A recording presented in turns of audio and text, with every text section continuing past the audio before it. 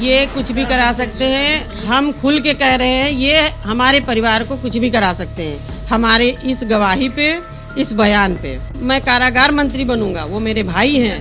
पहले तो ऑफिस वगैरह में बोलते थे, उल्टा सीधा बोलते थे और गंदी बातें भी बोलते थे जी। और जाति का भी मतलब ये ब्राह्मणों से भी बहुत चिढ़ते हैं, मतलब हर और भी जातों से चिढ़ते हैं। इनको बस ये है कि हम ठाकुर हैं तो हम ठाकुर हैं। मतलब अजीब से शब्द बोलते थे कि हम आपसे बता नहीं सकते। वाराणसी में चौकीघाट के जिला जेल अधीक्षक मुझे परेशान करते हैं।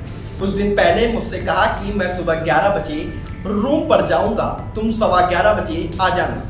नहीं गई तो कैबिन में बुलाकर जलील किया। हर गलती में मेरा नाम बेवजह आगे बढ़ा दिया। कहते हैं कि मुझे जेल मंत्री बनना है, तुम जहां रहोगी वहां परेशान करूंगा। सीएम से मेरे अच्छे संबंध हैं। जब इसकी शिकायत डीजी जेल से की गई तो कोई भी कार्रवाई नहीं हुई। सीएम योगी साहब, अब आप ही मेरी मदद कीजिए, बेटी बचेगी तभी आगे बढ़ेगी। ये आरोप है चौकीघाट के जिला जेल की महिला डिप्टी जेलर का। उन्होंने रविवार को एक वीडियो जारी करते हुए जेल अधीक्षक उमेश सिंह पर गंभीर आरोप लगाए हैं। वह वीडियो सामने आने के बाद 30 मिनट बाद ही उनका नैनी जेल के लिए ट्रांसफर कर दिया गया।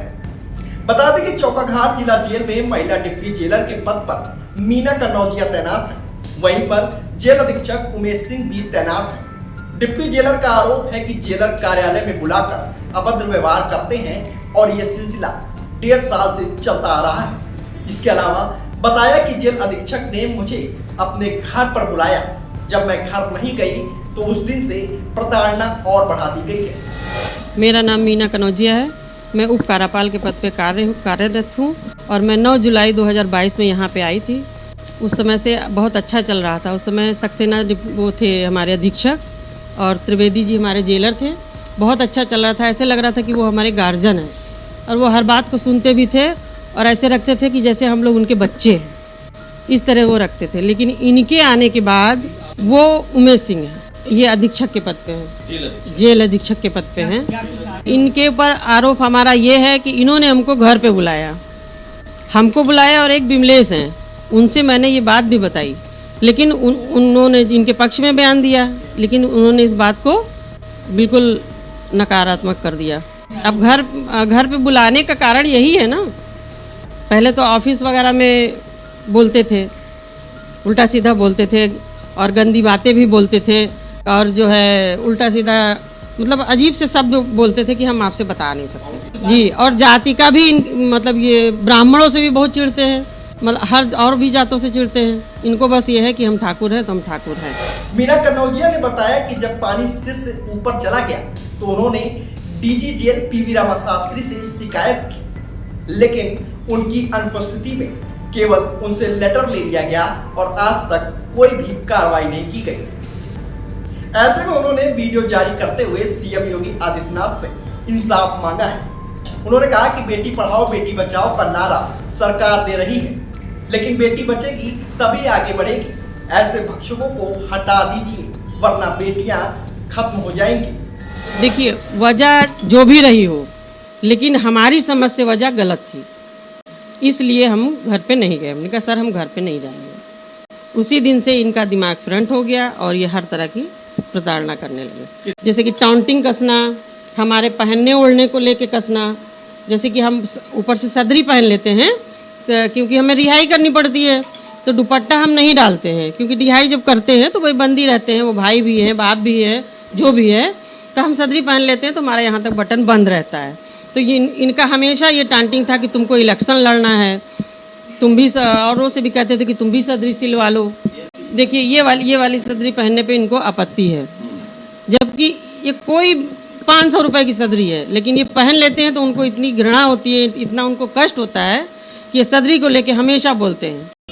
बिल्कुल खतरा है, क्योंकि हम वहाँ पे ड्यूटी कर रहे हैं, हम जानते हैं ना ये क्रिमिनल माइंड है ये एक क्रिमिनल माइंड है। आरोप बहुत लगे हैं, हमने सुना भी है, लेकिन जो हमारी बात है वो हम आपको बताते हैं। ये कुछ भी करा सकते हैं, हम खुल के कह रहे हैं, ये हमारे परिवार को कुछ भी करा सकते हैं। हमारे इस गवाही पे, इस बयान पे और इस वीडियो पे ये कुछ भी करवा सकते हैं। इनका कहने का मतलब ये है कि हाँ, इन्होंने, इनका कहने का मतलब यह है कि मैं पैंट पहनूं, मैं टी शर्ट पहनूं, मैं उस तरह से जाऊं उनके सामने, और मैं रुपट्टा ना लूं, सदरी ना पहनूं।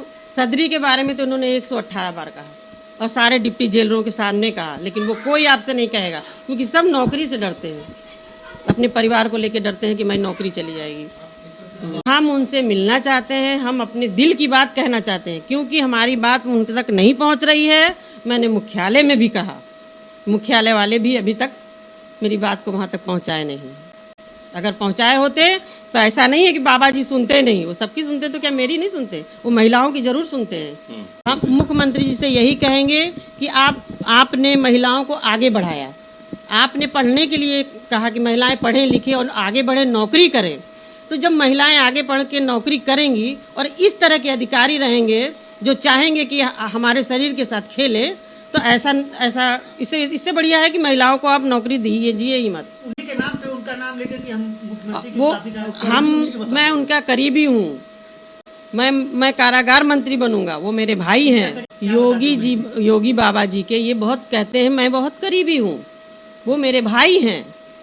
और जिस भी जेल पे अधीक्षक इनके दोस्त हैं या जो भी हैं, उनको भी ये फ़ोन करके दूसरों को परेशान करवाते हैं। अभी एक अनीता सहाय हैं, आजमगढ़ गई हैं, वहाँ के अधीक्षक ने उनको कुछ परेशान किया था, उनकी फ़ोन पे हमारी बात हुई थी, तो ये फ़ोन करके जो है, कोई आदित्य करके है वहाँ पे, कहते मेरा छोटा भाई है, मैं जो कहूँगा वही वो करेगा।